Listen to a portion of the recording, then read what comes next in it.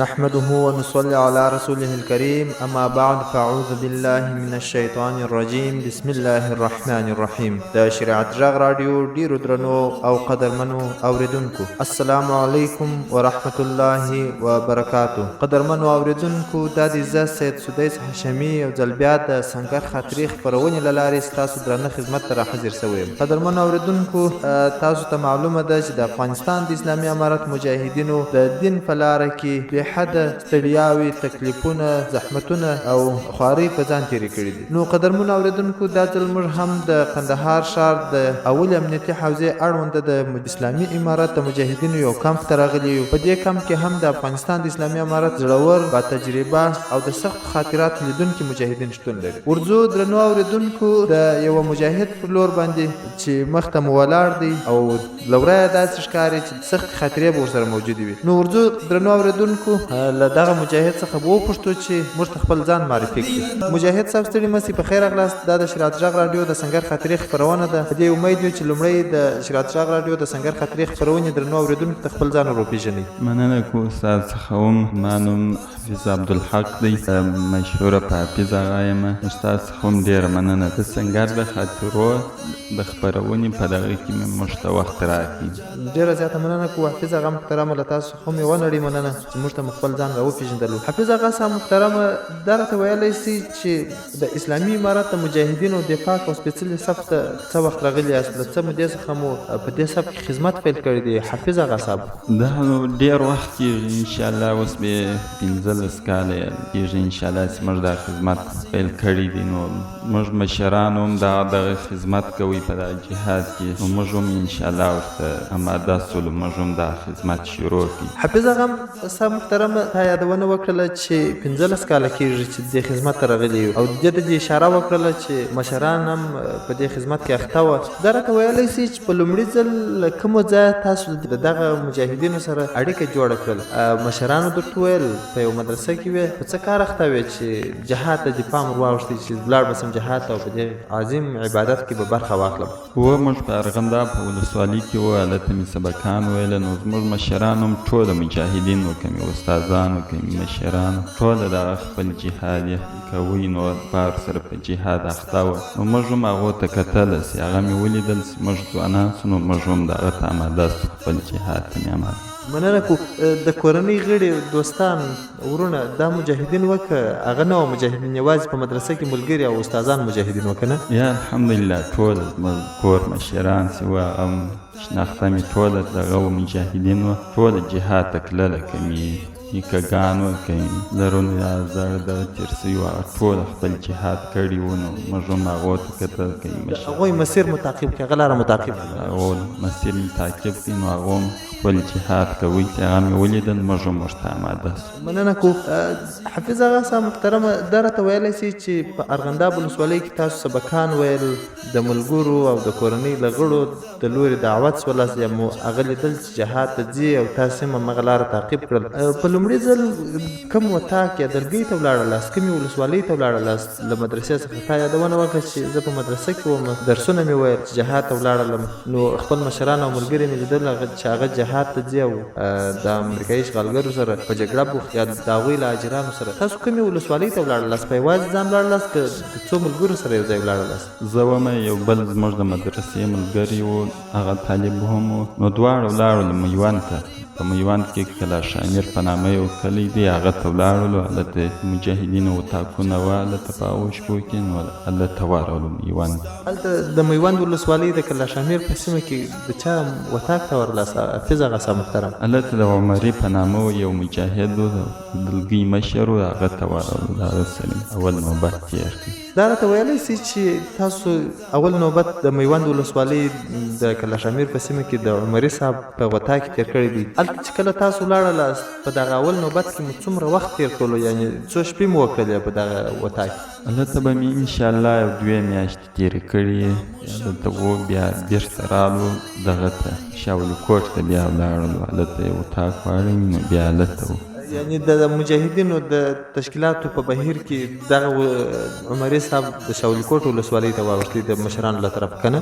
د مشرانو له طرفه یې هلته واړوئ. نو بیا هلته ورسره ولاړو، بیا مې هلته خدمت ورسره کوئ. مننه کو دا راته ویلی سي حافظ اغا صاحب محترمه چې ستا دپاره اول نوبت و او 14 کاله مخته امریکایانو د اسلامي امارت د مجاهدینو د ځپنې او کمزوري کولو په هدف باندې په ټولو ولسوالیو کې د هیواد سخت عملیاتونه کول، له هیڅ ډول جنایت څخه دریغ نه کولو، د ملکي خلکو کورونه به یې بمبارول، لارې کوڅې او کلي او بانډونه به ټوله د اشغالګرو په پوځیانو ډک وه، هرې خواته به یې پتمن او غیور ځوانان تلاشي کول. تاسو په دې سختو شیبو او حالاتو کې ولاړلاست، د امریکایي اشغال په مقابله کې مو په وسلې لاس پورې کړلو. دا راته ویلی سي چې ستاسو د وسلې سره اشنایي وکړه نه؟ تاسو ته دا سخته نه وه چې تاسو په لومړي ځل ولاړ سئ هلته توپک په لاس کې ونیسئ، د امریکایي اشغالګرو په مقابله ودرېږئ. دغه د توپک په توپک ډزې کول، د توپک استعمال، دا ستا دپاره سخته نه وه او دا راته ویلی سي چې دغه ملګرو ستا سره همکاري وکړه څنګه چې توپک زده کړي چې په هغه ډزې وکړي او داسې نورې سلاوې زده کړي. دا تاسو څنګه وکړه؟ اول سر خو نو ډېر ورسره ناولده و، خو بیا هم ښه وه د مجاهدینو ټوله دغه شیان یې را زده کړل، د هغو سره یې شناخته کړلو. اول سر هغه همکاري در سره کول که نه؟ همکاري را سره کوله. نو اول سر یو څه ورسره ناشناخته و، بیا مې وروسته ډېر دغه سره یې زده کړل. یعنې مجاهدین خو دغه خپل دغه جهادي خدمت د یو عظیم عبادت په سترګه کتل او دا واقعا هم یو عظیم عبادت دی چې په دې لاره کې ډېر کوښښ کوي چې ژر پرمختګ وکړي او هغه څه چې ورته اړتیا ده زر زده کړي که نه؟ هلته مجاهدینو ډېر کوښښ را سره کوي. نو دستې معسکرات را شروع کړله، معسکرات مې هم هلته وکړله، نو ټوله شیان مې انشاءالله هلته زده کړل. یعنې په معسکر کې تاسو ته دغه بدني، فکري او دغه د سلاح روزنه درکړه، د سلاح زده کړې درته وښودله، د سلاح یې در زده کړې که نه؟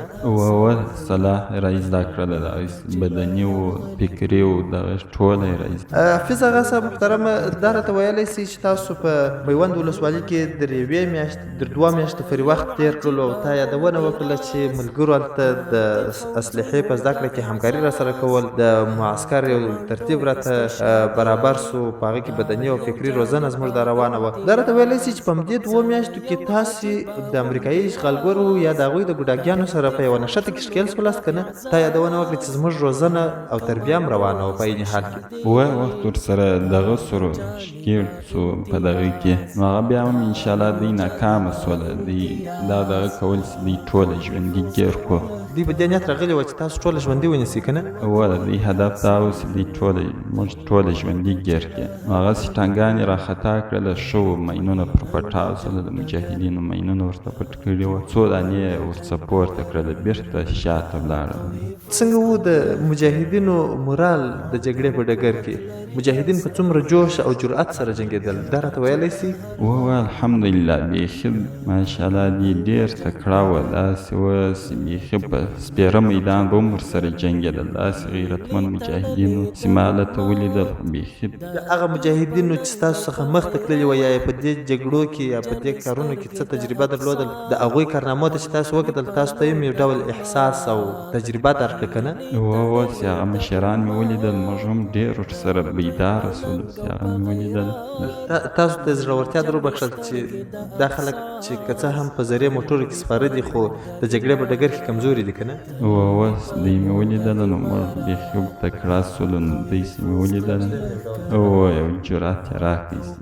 مننه کوو درنو اورېدونکو، دا د سنګر خاطرې خپرونه ده، تاسو ته له شریعت غږ راډیو څخه پر 105.2 FM څپه باندې خپرېږي. زه سید سدیس هاشمي د قندهار ولایت د لومړي امنیتي حوزې اړونده د اسلامي امارت د مجاهدینو یو کمپ ته راغلی یم او حافظ اغا صاحب محترم له موږ سره خپل خاطرات شریکوي. حافظ اغا صاحب محترم، یوه لنډه دمه به واخلو او په دمه کې به ستاسو له طرفه درنو اورېدونکو ته یوه ترانه ډالۍ کړو.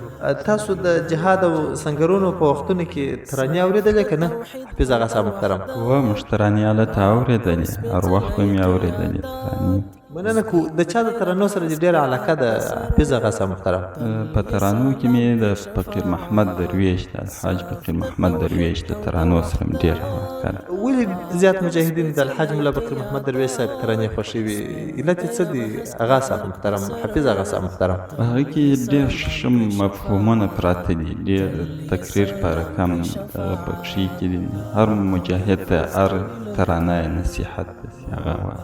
مننه کو تاسو اوس د الحاج مولا فقیر محمد درویش صاحب ترانه اوریدونکو ته ډالۍ کوي او که د ناتخوانانو له ډلې څخه د یو بل چا ترانه اوریدونکو ته ډالۍ کوي ستاسو ډالۍ څه د حفیظ آغا صاحب محترمه دا چې موږ درنو اوریدونکو ته ویل چې حفیظ آغا صاحب محترم به تاسو ته د ناتخوانانو له ډلې څخه د یو ناتخوان یا ترانه ویونکو له ډلې څخه د یو ترانه ویونکي ترانه تاسو ته ډالۍ کړي ستاسو ډالۍ څه د حفیظ آغا صاحب محترم زما ډالۍ اوس حفیظ منصور غزنوي په دغه کې په اواز کې هغه ترانه ټول ملګرو ته ورواړو. هغه کومه ترانه تاسو انتخابوي د حفیظ منصور غزنوي صاحب؟ هغه ترانه د سی جنگ د عقیدې په زور او شور سره روان دی دغه ترانه. مننه کو حفیظ آغا صاحب محترمه ستاسو انتخاب او ستاسو ډالۍ به درنه اوریدونکي را سره واوري. قدرمنو اوریدونکو حفیظ آغا صاحب تاسو ته د حفیظ منصور غزنوي صاحب هغه ترانه ډالۍ کړله چې وایي جنگ د عقیدې په زور او شور سره روان دی لاندې د فکري یرغل ایمان د مسلمان دی. ورځو ترانه اورو. قدرمنو اوریدونکو بیا هم له موږ سره اوسئ. هم ښه راغلاست درنو اوریدونکو دا د سنګر خاطرې خپرونه ده تاسو ته له شریعت غږ راډیو څخه پر 105.2 FM څپه باندې خپرېږي. بیا هم یادونه کو قدرمنو اوریدونکو چې زه سید سدیس هاشمي د کندهار ښار د لومړي امنیتي حوزې اړوند د اسلامي امارت د مجاهدینو یو کمپ ته راغلی یم او په دې کمپ کې حفیظ آغا صاحب محترم سره قرار لرم. حفیظ آغا صاحب تاسو ته خپلې خاطرې در شریکوي. حفیظ آغا صاحب محترم تا وویله چې د امریکایي اشغالګرو او د هغوی د اجرانو سره یو ځل په جګړه کې په لومړي نوبت ښکېل شولم. ما ولیدل چې امریکایي اشغالګر د جنګ توان نه لري. دا د جنګ خلک نه دي یوازې په ټکنالوژي باندې ښه سمبال شوي دي او د دوی د قوت د اظهارولو لپاره د دوی اجران ډېر تاوده تبلیغات کوي. راته ویلی سي حفیظ آغا صاحب محترمه چې تاسو د مین جوړونې نورو اسلحو سره هم بلدتیا لرئ که نه؟ تا یادونه وکړله چې مجاهدینو راته د سلاح او بدني او فکري روزنه روانه کړې وه. تاسو د نورو اسلحو سره بلدتیا لرئ؟ د مثال په ډول راکټ دی هغه وخت چې مجاهدینو به زیات استفاده کوي مین دی ثقیل و 82 و داسې نور اړین څه وه چې هغه مجاهدینو د اشغال په مقابله کې د جګړې په جریان کې کارول. تاسو د نور شانو سره علاقه لرئ حفیظ آغا صاحب محترم؟ موږ د دو شان سره د ثقیلو راکټو او د مینو سره هم بیا بیخي ډېره علاقه لرله او بیخي په مخ تللي وه ډېر ښه کار یې کوي مجاهدین ډېر په غوسه وه هغو سره مې بیخي ډېره علاقه لرله. مین زما په خپله ډېر خوښ و ډېر خوند یې راکوي نو هغه مې ډېر ژر یې زده کړل. د مین ګزار ستا د دښمن پر هغه دغه خوښېدی پر موټرو یا د دوی پر هغه پیاده ګزمه که نه؟ مین ګزار مې بیخي ډېر خوښېدی او ډېر خوند یې پکوی نو په دغه مې ډېر ژر یې زده کړي ډېر کوشش مې کوي چې موږ مینونه یې زده کړو او بیا یې ورته پټ. څنګه و دښمن څومره بیره ستاسو د مینونو څخه درلودله؟ دښمن په کومه روحیه کې و کله چې به ستاسو انفجار دښمن پر ګزمه یا د دوی پر هغه اکمالاتي کاروان یا پر پوځي موټرو باندې وصولو دښمن څومره متاثره کېدی ستاسو د له بریده څخه؟ ډېر په وام کې اوسي مین به پر پټاسو په هغه ورځ به موږ په دستي په خبر دی ډېر خوښ شوي دي. په هغه ورځ به بیا په ګویا کې نارې والې چې تاسو ولې مخامخ جنګ ته نه آمده کېږئ چې تاسو دا مینونه موږ ته پټوئ. نو سهار ورځ به په دوی مین پټاسو خامخا به په قرارګاه کې یو غټه ګویا دوی درولې په دا کې به موږ ته نارې راوالې چې تاسو هغسې مخامخ جګړه نه کوئ تاسو مینونه پټوئ. نو دا مینو ډېر ناکامه کړې وه ډېرې کمزوري کړې وه که نه؟ ډېرې کمزوري کړې وه نو په دغه زما ډېر خوښ و. مننه حفیظ آغا صاحب محترمه تا یادونه وکړله چې کله به پر دوی باندې د مین انفجار وسولو بیا دوی په خپلو قرارګاهو کې داسې یو سپیکر لګولی و چې د هغه له لارې به موږ ته غږونه راکول چې تاسو ولې مخامخ جګړې ته نه راځئ. تاسو ته داسې یو څه نه وه برابر داسې یو زمینه چې تاسو د دې خوا غږ پر کړی وای چې دا د جنګ یو اړخ دی یو تکتیک دی دا چې موږ حصار کړي یاست پکښې ستاسو سره داسې یو څه نه و موجود یا د سکا یا داسې یو ګویا یو شی؟ د سکا وې را سره وې په هغو کې به مې خبرې د اردو سره کولې خو نه داسې نور شی نه و چې امریکایانو ته مې هم ویلي وه د اردو سره به مې دغه خبرې کولې چې موږ دغه ته آماده یو دغسې که نور اسلحه یې په هغو هم جنګ در سره کوو او په مینو یې هم در سره کوو یوازې مین نه دي نورې اسلحې هم در سره کاروو. یعنې مجاهدینو نور مخامخ جنګونه هم ورسره کول که زیاته استفاده یې له مینه څخه کول؟ دغسې مخامخ جنګونه هم ډېر وخت پېښېدله هر وخت به دوی راشواسو دغسې دغه د مخامخ جنګ به هم ورسره وکړي خو مینونه یې هم ورسره کارول. مننه کو حفیظ آغا صاحب محترمه تا وویله چې کله چې به پر دې انفجار وسو بیا به دوی له موږ سره د لوډسپیکر په واسطه باندې دوی موږ ته خبرې خبرې کولې، هڅه کول چې د خپل خبرې او پیغام په موږ واوري یا داسې راته وښیي چې موږ دا کار نسي کمزوري کولی. تا یادونه وکړه چې خو داسې زمینه نه وه برابره چې امریکایانو ته هم داسې ځوابي خبرې وکړو، لکه تا چې یادونه وکړه چې دا د جنګ یو اړخ دی چې موږ یې در سره کوو، موږ هم په مین جنګ در سره کوو، په اسلحه در سره کوو، په واسکټ او موټر یې در سره کوو، هر څه یې در سره کوو. کله چې پر امریکایانو انفجار وسو، هغوی به چوپتیا جوړه کړې وه که هغوی هم د دغه اجرانو له لارې تاسو ته دغه پیغامونه رسوله چې تاسو ولې پر موږ باندې د مینونو انفجارات کوئ؟ امریکایانو څه کول چې پر امریکایانو به انفجار وسو؟ هغه یو خو به ونیسي مین به پر امریکایانو پټه سو، نو خو د نورو اجیرانو ته بیا وویل، هغو به بیا موږ ته وویل ستاسو داسې مینونه عوام ته بیا ول سر وویل چې موږ ته ماشومان ته شیان راخیستي وو، هغه طالبانو موږ ته مین پټ کړي وو، خاص په هغه ټانک باندې مین پټاس یا ماشومان شیان به پکښې ایښي وو. نو عوام یې هم راته پورته کولی چې تاسو کومک مه ورسره کوئ د دغو سره، چې دا موږ تاسو په ژمي کې په هغو شپو کې په ژمي کې پر دوی مینونه پټاسو، نو دوی ته وویل چې موږ د ژمي ماشومان ته د ژمي ټوله شیان راخیستي وو، هغه خاص په هغه ټانک باندې مین پټاسو، نو تاسو ولې د دغو سره کومک کوئ؟ مننه کوو اغا صاحب محترمه، ډېره زیاته مننه کوو. اغا صاحب محترمه، دا راته ویلی سئ چې ستاسو د اکمالاتو ترتیب سره کم و، تاسو وویله چې د مین او اسلحې په واسطه مو د دشمن سره جنګونه کول، دشمن مو کرار ته یوه ورځ هم نه دي پرېښي. دا راته ویلی سئ چې ستاسو په وطا کې دغه د جنګ لازم مواد لکه مرمۍ، بارود، پټاکۍ او داسې څه نور، دغه په اسانه پیدا کېدل ستاسو دپاره سخته وه. د مجاهدینو اقتصادي حالت په دې برخه کې څنګه و؟ آیا د اکمالات ترتیب هوساو مجاهدینو ته سخت و؟ مجاهدینو څنګه کولی شوی چې خپل تصمیم ونیسي؟ په دا اقتصادي دغه کې خو موږ ډېر کمزوري وو، یوه مرمۍ هم نه پیدا کېدله، نه به بارود وه، نه به نورې اسلحې ډېرې کمې وه، نفر به ډېری وو خو اسلحه بیخي کمه وه. نو په ډېر تکلیف به موږ یو شی پیدا کړي، بیا به مې استعمال پر دوی باندې شیان ډېر کم وو. مجاهدینو همیشه د اقتصادي ستونزو څخه کړېدله که نه؟ هو ډېر کړېدله، بیا هم د الله فضل. دا راته ویلی سي اغا صاحب محترمه چې دشمن به ستاسو پر مرکزونو یا هغه استوګنځایونو باندې چاپه اچول، د مجاهدینو غبرګون او مورال څنګه و؟ مجاهدین د دې پر وړاندې یو عکس العمل ته درېدل، مثلا مجاهدینو په مقاومت لاس ورسره پورې کولو که مجاهدینو له هغې سیمې څخه د وتلو یوه لاره پیدا کول چې بلې سیمې ته ولاړ شي، ځکه چې فضا به هم امریکایي عسکر ونیول، ځمکه به هم پیاده شول او ډېرې تیارې به د چاپې په شپه او وخت کې راوستلې. مجاهدینو به مخته تصمیم درلودی چې په هغه سیمه کې چې دوی استوګنه کول چې چاپه ولویږي، بیا به مجاهدین دغسې عکس العمل ښیي، دغه مین به انفجاري، د دې اسلحې څخه به دښمن پر هغه پوځیانو باندې استفاده کوي. مجاهدینو به څه کول کله چې چاپه به ولوېدله؟ حفیظ اغا صاحب محترم، چاپه به ولیدله خو بیا هم شی به ډېر کم و، خو مجاهدین به ورته آماده ول.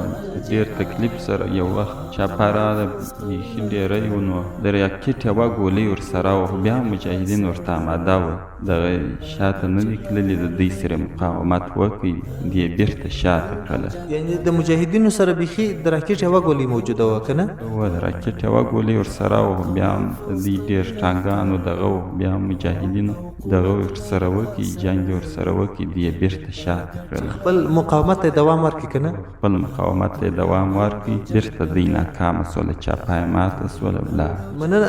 دا راته ویلی سي حفیظ اغا صاحب محترمه چې دا د کندهار په کومه ولسوالي کې تا یادونه وکړله چې مجاهدینو اقتصادي ستونزې ډېرې درلودلې، یوه مرمۍ به هم نه پیدا کېدله، او دا یادونه وکړله چې یو چاپه راغله، د مجاهدینو سره بیخي یوه ګولۍ موجوده وه. دا راته ویلی سي دا کومه ولسوالي وه د کندهار ولایت؟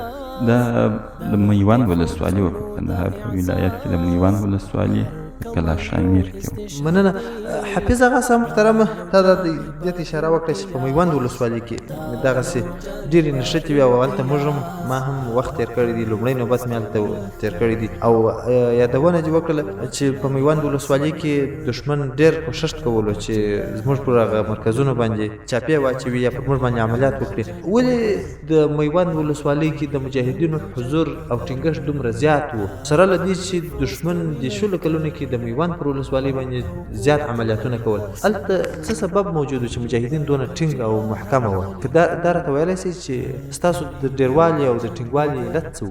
سبا بیا یو دا هم دی بیخي تاریخي ځای دی دا او ډېر تاریخي ځای دی او بیا عوام مجاهدین سره ډېر کومک کوي. په نورو ځایو کې به داسې یو ځای اوسي مجاهدین به ورغله دوی به کډې وکړلې کومک بیا داسې نه ورسره کوي خو دوی دا ټوله مجاهدین وه هر ځوان یې مجاهد و هر دغه کومک ورسره کوي نو د دا عامل یې هم اوس مجاهدین ډېر پاته سوه. یعنې په میوند ولسوالۍ څخه د اسلامي امارت مجاهدینو چال د شتون درلود د دښمنو معاملاتونه کول ټوله ولسوالي د جګړې یو ډګر بلل کېدی یوه سخته او پیچلې ولسوالي بلل کېدل چې دښمن به وخت په وخت دې ولسوالۍ پر هغه جغرافیایي وضعیت باندې اعترافونه کول. تا وویله چې ولسونه یې تر داسې اندازې پورې له مجاهدینو سره همکار وو ډېر کم ښځه او ماشوم چې هغه همدا لامل و چې مجاهدین هلته شتون پیدا کړي. یعنې په نورو ولسوالیو کې بیا کله چې به مجاهدین لاړه یا به دښمن عسکر راپیاده سول د سیمې خلکو به له سیمې څخه کډې وکړلې بل طرف ته به ولاړه که نه د میوند ولسوالۍ خلک نه کړله که نه هغه د جګړې په ډګر کې له تاسو سره پاته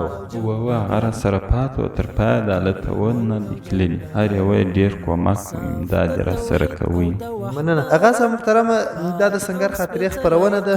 درنه اورېدونکي ستاسو د سختو خاطراتو د اورېدلو په تمه دي او تاسې تاریخي مجاهدین یا سابقه مجاهدین یا ستاسو کارنامې به د افغانستان د تاریخ په پاڼو کې لیکلي وي هیرې به یې نه کړي. واقعا هم د افغانستان هر وګړی هر فرد مجاهد دی او د مجاهدینو ترڅنګ کلک ولاړ دی او په هیڅ صورت سره به پرې نه ږدي چې فسادګر بیا د خپل فساد هغه مزې دلته یو طرف بل طرف ته وغځوي. هغه صاحب محترمه دا راته ویلی سي چې د جهاد او د خدمت په جریان کې ستاسو لپاره تر ټولو سخته خاطره کومه خاطره ده هغه صاحب محترمه؟ خاطرې خو څه ډېرې دي خو بیا هم یوه خاطره په دغه کې دغه مندوزو کې دا اوس موږ یو ځای سره ناست وو.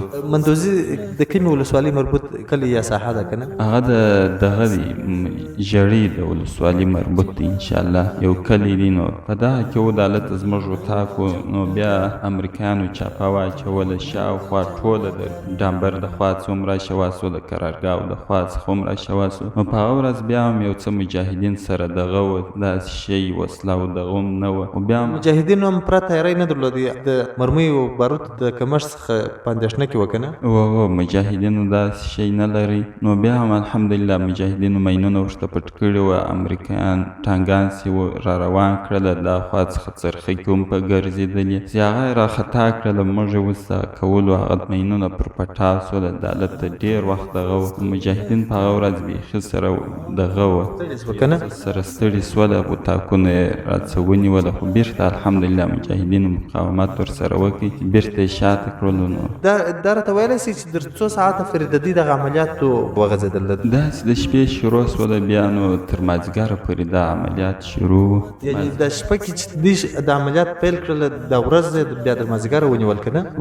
تر مازدیګره پورې دغه عملیات وکړي نو ډېر ټینګ جنګ شروع و دغه و خو بیا هم الحمدلله مجاهدینو مقاومت ورسره وکړي بېرته یې شاته کړل هغه ورځ یو څه سره ستړي سوه مجاهدین دا ستاسو دپاره سخته خاطره وه واقعا هم حافظ هغه صاحب محترمه رښتیا هم دښمن به ډېر زور او کارولو چې مجاهدین په یو طریقه له یوې سیمې څخه وباسي او تا دې ته اشاره وکړله چې د شپې څخه د عملیات شروع سول او د ورځې بیا د مازدیګره ونیول او دا دې ته اشاره وکړله چې د دښمن عملیات ډېر چټک او قوي وه او چورلکې هم په فضا کې د دوی د ساتنې دپاره ګرځېدلې راته ویلی سي چې ستاسو ملګري په دغه عملیاتو کې شهیدان سول که نه؟ دوه کس په شهادت ورسېدله نور ولاړله به دا اسلحه ډېره کمه وه موږ به اووه کسه وو یو توپک به راسره وو نو په دغه شهیدان سو دوی هم چورلکې ډېرې وې ټانګانې ډېر وه نو په دغه ورځ یو څو کسه شهیدان سوله نور هم مننه. حافظ هغه صاحب محترم دغه شهیدان چې تا یې یادونه وکړله ستا د مدرسې ملګري وه دا هم ستاسو د وطاق ملګري وه که هغه بیا د نورو وطاقو ملګري وه؟ یا هغه د نورو وطاقو ملګري وه هغه د هلته په شهادت ورسېدل د دښمن په اړه باندې څه ویلی سي چې هغه تاسو یادونه وکړله چې مجاهدینو هم عکس العمل وښودی په مقاومت یې لاس ورسره پورې کړلو دښمن بیا تلفات لرل که نه؟ دښمن ډېر دغه ډېر تلفات او وتو هم ورسېدله دغسې جنګ ورسره اوس ملي اردو یې ډېر مړه کړله او امریکایان داسې یو غټ مشر پکښې کې و هغه هم چې هغه ولاړې نو د دوی عملیات بېرته ناکامه سو شاته بېرته ولاړ یعنې دوی ډېر کوشش کوي چې په هغه ورځ دغه ساحه ټوله ورڅه ونیسي بیا هم الحمدلله مجاهدینو مقاومت ورسره وکړي بیرته مازدیګر ته یې ټوله بیرته شاته کړله بیرته موږ خپلو اطاقو ته ځانونه ورسول دوی بیرته ولاړل. په دغه عملیاتو کې د عامو خلکو سره د دوی وضعیت څنګه و؟ تاسو ویل چې عملیات تر 10 پورې یا تر 12 پورې ساعتونو دوام واخیستلو، د دې وضعیت د عامو خلکو سره څنګه و؟ تاسو چې بیا رالاست بیرته خپلې ساحې عوام یې ډېر زهیر کړي وو، ډېر ظالمان و، عوام یې وهلي وو، عوام څیشیان وړي وو، هغو ته یې ویلي وو چې تاسو ولې دوی ته زیرې ورکوئ، دوی سره ولې کومک کوئ، هغو څې ډېر شیان وړي وو، ډېر دغه یې وکړل، عوام څه ماشینان یې ورڅه وړي وو، د باوړیانو د اوبو ماشینان یې ورڅه وړي وو، نور شیان هم ډېر شیان یې ورڅه وړي وو، هغه ډېر غریبان وو خو دا شیان یې ورڅه وړي وو. ډېره زیاته مننه کوو حفیظ اغا صاحب محترمه ستاسو له ترخې خاطرې څخه چې تاسو له موږ سره شریکه کړل. حفیظ اغا صاحب محترمه دا راته ویلی سي چې ستاسو دپاره بیا تر ټولو خوږه خاطره کومه خاطره ده؟ حفیظ اغا صاحب محترمه د جهاد او د دې مبارزې په جریان کې ضرور به د خوږې خاطرې سره هم مخ سوي یاست که نه؟ خوږې خاطرې خو نو ډېرې دي، خو بیا هم دا د فتحې خاطره چې ده دا بیخي ښه دغه و، دا یوه لویه د خوشحالۍ خاطره ده ستاسو دپاره که نه؟ خاطره چې ده دا د فتحې ورځ وه، نو هر مسلمان ډېر خوشحاله و، ډېر خوند یې کوي، نو دا بیخي د خوشحالۍ خاطره ده. مننه. دا راته ویلی سي چې د عمومي فتح په ورځ باندې تاسو چیرې واست چې د قندهار ولایت د دښمن له لاس څخه د مجاهدینو لاس ته ولوېدلو او دښمن تسلیم کړلو، اعتراف یې وکړلو چې نور زموږ د جنګ توان نه لرو، مجاهدین ته خبر ورکړي چې راسي کندهار شاته تسلیمو. تاسو چیرې واست؟ موږ په دغه شپه په ارغنداب کې وو، نو په هغه شپه خو ببه هم ګرځېدله، ډېر ټکان یې وکړه، موږ بیا څه سره مایوسه وو، موږ چې ویل مجاهدین مې په شهادت رسولي، هغسې سهار سو مجاهدینو په مخابرو کې غږونه وکړل چې الحمدلله دښمن ټوله وتښتئ ووتئ ولاړئ، نو موږ بیا وروسته بازار ته راغلو. دغه وخت چې تاسو یادونه وکړه چې په ارغنداب ولسوالۍ کې واست، ستاسو د مسؤلیت ساحه هم هغه د ارغنداب ولسوالۍ سیمه وه که نه؟ موږ ساحه چې وه هغه ارغنداب وه، نو موږ دالته وو، بیا وروسته سهار بازار ته ور داخل سو، موږ دغه سیمه یې موږ ته رامعلومه کړې وه، موږ دالته وو په ارغنداب. چې بازار ته راغلاست مجاهدین مو د کندهار ښار په ټولو چوکونو کې ولیدل، څومره احساس مو د خوشحالۍ وکړلو؟ څومره خوشحاله واست؟ بیخي ډېر خوشحاله اوس، هغه خوشحالي چې زه راپه یاد کړم بیخي داسې خوشحالي ما نه ولیدلې، جلا ورځ وه، نو بیخي ډېر خوشحاله وو په دغه ورځ چې موږ ورته داخل سو. موږ خو بیخي زړه ته نه ولیدل چې دا ظالمان به ځي د دغه ځایه، موږ سوچ به مې وکړي او بیا به مې هم زړه ته نه ولیدل چې دا تصور به مې وکړي چې یو وخت به بازار ته مجاهدین راځي، خو بیا هم هېڅ کله به عقل نه منله چې دا ظالمان به ځي، بیا الحمدلله مجاهدین. مننه، ډېره زیاته مننه کوو حفیظ اغا صاحب محترم ستاسو له خوږې خاطرې څخه چې له موږ سره مو شریکه کړل. درنو اورېدونکو ورځو لنډه دمه اخلو او یو وار بیا له حفیظ اغا صاحب څخه غواړو چې له تاسو سره د خپلې خوښې یوه ترانه شریکه کړي. درنو اورېدونکو ترانه به واورو د حفیظ اغا صاحب له طرفه څخه، بیا به انشاءالله خپرونې ته دوام ورکړو. حفیظ اغا صاحب محترم موږ لنډه دمه اخلو او په دمه کې هم ستاسو له طرفه درنو اورېدونکو ته یوه ترانه ډالۍ کوو. تاسو د چا ترانه اورېدونکو ته ډالۍ کوي؟ تا مخته وویله چې د الحاج ملا بقیر محمد درویش صاحب له ترانو سره مې ډېره علاقه وه، دا د جهاد او سنګرونو په وختونو کې موږ اورېدل او په هغې کې یو ډول پیغامات پرته وه. تاسو د چا ترانه انتخابوئ د اورېدونکو لپاره؟ زه د ملا فقیر محمد درویش هغه ترانه دوی ته ډالۍ کوم چې هغه چې بلا دې خوري سنګر کې، چې وایي بلا دې خوري سنګر کې، دغه ترانه زما ډېره خوښه ده، دغه وخت ډالۍ کوم. حفیظ اغا صاحب محترم ستاسو ډالۍ ولې داسې یوه تېره ترانه ده چې په هغې کې ویل کېږي چې بلا دې خوري سنګر کې د نن غیرت ډګر کې؟ که دغه پوښتنه وکړم بیا ولاړ شو دمې ته ترانه واورو، ولې مو داسې یوه ترانه انتخاب کړل؟ دا هم په دا انتخاب کړله مجاهدین به په سنګرو کې وه، نو بیا هم داسې سخت تکلیفونه به یې پر ځان تېرول که نه؟ تکلیفونه به په دوی راتلله، او بیا هم داسې ځوانان به اوس په کورو کې به ناست وو، بیا به یې په دوی هم انتقادونه کوله، نو ما هغو ته دا تېر وختونه را پر زړه کړل او اوس یې خپلو ملګرو او درنو اورېدونکو ته ډالۍ کوئ که نه؟ په دغه یې ورته ډالۍ کوو چې هغه وختونه مې په یاد پاتې سي که نه؟ چې هغه وختونه مې په یاد پاتې سي، نو په دغه یې ورته ډالۍ کوو. مننه کوو حفیظ اغا صاحب محترم ستاسو له انتخابه څخه. قدرمنو اورېدونکو ورځو د الحاج ملا فقیر محمد درویش صاحب هغه ترانه اورو چې وایي بلا دې خوري سنګر کې د نن غیرت ډګر کې. قدرمنو اورېدونکو بیا هم له موږ سره پاتې سئ، زموږ خپرونه ده بیا هم ښه راغلاست. درنو اورېدونکو په دې امید یو چې تاسو به ترانه را سره اورېدلې وي او تاسو به خوند ترې اخیستی وي. دا د حفیظ آغا صاحب محترم انتخاب و ستاسو لپاره. قدرمنو اوریدونکو زموږ غږ تاسو له شریعت غږ راډیو څخه پر 105.2 FM څپه باندې اورئ او زه سید سدیس هاشمي د کندهار ښار د اول امنیتي حوزې اړونده د اسلامي امارت د مجاهدینو یو کمپ ته راغلی یم. په دې کمپ کې د حفیظ آغا صاحب محترم سره ناست یو. حفیظ آغا صاحب تاسو ته د خپل جهادي خدمت جریانات در وړاندې کوي. حفیظ آغا صاحب محترم، تاسو له موږ سره خوږه خاطره او له موږ سره ترخه خاطره شریکه کړل. دا راته ویلی سي چې د یو مجاهد لپاره د دې لارې د یو لاروي لپاره چې دا یو عظیمه لاره ده د جهاد، طاعت د امیرانو ده څومره مهم دي. حفیظ آغا صاحب محترم، تاسو دې ته اشاره وکړله چې زه یو طلب العلم وم، بیا ولاړلم. تاسو ته معلومه سوې ده د اطاعت فایده څومره ده، اطاعت څومره مهم دی د یو مجاهد لپاره؟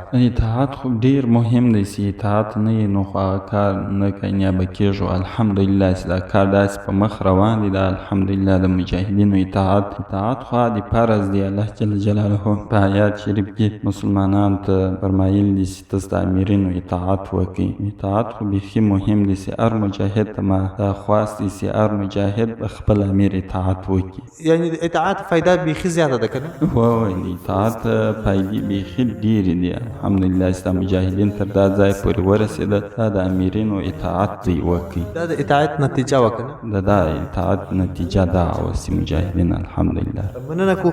حفیظ آغا صاحب محترم، تاسو د اطاعت په اړه راته وویل چې اطاعت ډېر مهم دی د یو مجاهد لپاره او همدغه د اطاعت نتیجه وه چې د اسلامي امارت مجاهدین تر دې هدفه ورسېدل چې دا د اسلامي نظام یې جوړ کړل او په ولس ته د خدمت په چارو بوخت دي. دا راته ویلی سي حفیظ آغا صاحب محترم چې هغه د سنګرونو او جنګونو وختونه تېر شول، اوس دا دی راغلي یاست په ښار کې په یو کمپ کې یاست. څه ډول د خدمت چارې؟ تاسو خو په ستړي کړي نه یاست.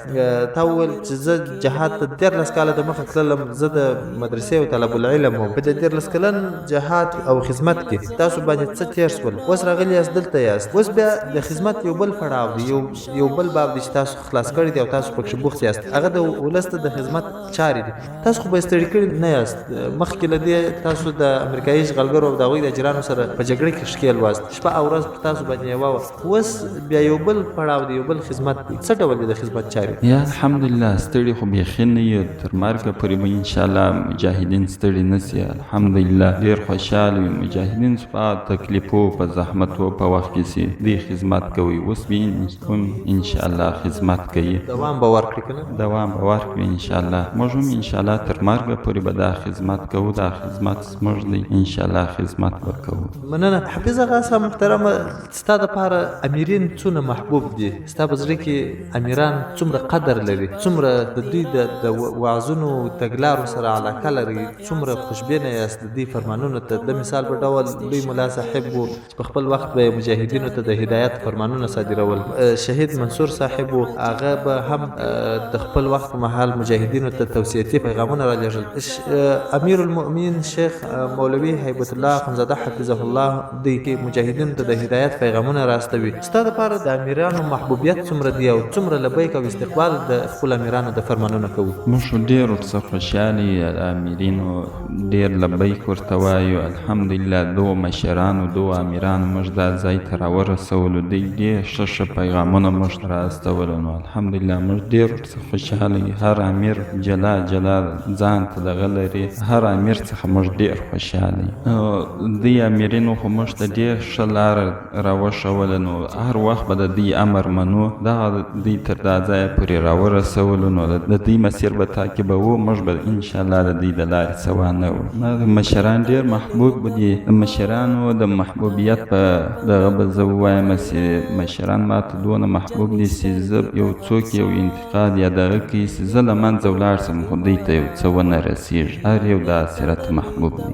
ډېره زیاته مننه کوو حفیظ آغا صاحب محترم. واقعا هم د ټولو مجاهدینو په زړه کې بالخصوص تاسې په زړه کې مشران ځانګړی ځای لري او واقعا هم ټوله مجاهدین باید همداسې واوسي، همدغه موقف ولري چې د مشرانو دغه نه تابع واوسي. انشاءالله ستونزې به نه وینو او ګام په ګام به نور پرمختګونه وینو. حفیظ آغا صاحب محترمه دا وویله چې مشران ډېر راته محبوب دي او د دوی له مسیره څخه به وانه وړو. د دوی امر به پر مځکه پرې نه ږدو. ضرور به یې پر ځان چې هر څومره سخت وي په هر څومره سختو شرایطو کې وي عملي کوو او په لوړه کچه محبوبیت راته لري. تر دې چې که یو څوک وایي چې پر مشرانو دغه انتقاد کېږي خو ته له منځه ځې. ستا د له منځه وړلو کې د دغه انتقاد انتقاد مخه نیول کېږي. نو تمه ده چې زه له منځه ولاړ شم خو هغه انتقاد دې پر مشر نه کېږي. حافظ اغا صاحب محترمه که د وروستۍ پوښتنې په توګه ووایم چې هغه مجاهدین چې له تاسو څخه وروسته په دې لاره را روان دي دغه ستاسو مسیر به تعقیب کړي، هغه به بیا له نورو کفارو سره جګړه وکړي چې څو پیړۍ بعده به شاید راسي، شاید داسې څه به پېښ سي چې بیا به مسلمانان له کفارو سره په یوه سیمه کې لاس و ګرېوان سي. ستاسو هغو ته څه پیغام دی؟ هغه باید څه وکړي؟ هغه ځوانان چې هغه به موږ ونه وینو، شاید 3 پیړۍ 4 پیړۍ بعده 5 پیړۍ بعده راسي مجاهدین وي او له کفارو سره په جګړه کې بوخت وي، هغوی ته مو هدایت څه دی؟ پیغام څه دی؟ هغوی باید څه وکړي؟ هغو ته مې هم دا پیغام نږدې د امیرینو اطاعت وکړي، هر امر ته دې د غاړه کښېږدي، نو مين انشاءالله هغه به هم کامیابه سي او په اتفاق و اتحاد به سي. او بل دا دی چې د دوی څه تکلیفونه پر دوی راځي هغه پر ځان باندې ویسي، نو انشاءالله صبر وکړي، انشاءالله هغه به هم بیا کامیاب وي. ډېره زیاته مننه کوو اغا صاحب محترمه چې موږ ته مو وخت راکړلو. ستاسو څخه یوه نړۍ مننه چې خپل خاطرات مو له موږ سره شریک کړل. اغا صاحب محترمه موږ خپله خپرونه پای ته رسوو. که د خپرونې په پای کې تاسو یو وار بیا د ناتخوانانو له ډلې څخه یوه ترانه اورېدونکو ته ډالۍ کړئ، دا به ستاسو پیرزوینه وي. ما هغه ترانه ډېره خوښه ده، د الحاج فقیر محمد درویش ده. هغه ترانه ده چې د ازغو په څوکو څوکو ستا تر کلي پورې راغلم، دا ترانه کوي. ډېره زیاته مننه کوو. انشاءالله ستاسو انتخاب به درانه اورېدونکي را سره واوري. ستاسو څخه یوه نړۍ مننه کوو چې موږ ته مو سره له ګڼو مصروفیتونو وخت راکړلو. حافظ اغا صاحب محترم، ستاسو هم ډېره مننه چې تاسو موږ ته وخت راکړئ. دا پاک مې وساتئ. مننه کوو درنو اورېدونکو. تاسو د سنګر خاطرې خپرونه واورېدل چې زه سید سدیس هاشمي ترې یوې بلې داسې خپرونې پورې ستاسو خدمت ته را حاضرېږم. دا ګړی د خدای په امان پر لوی او مهربانه خدای مو سپارم. السلام علیکم ورحمة الله وبرکاته.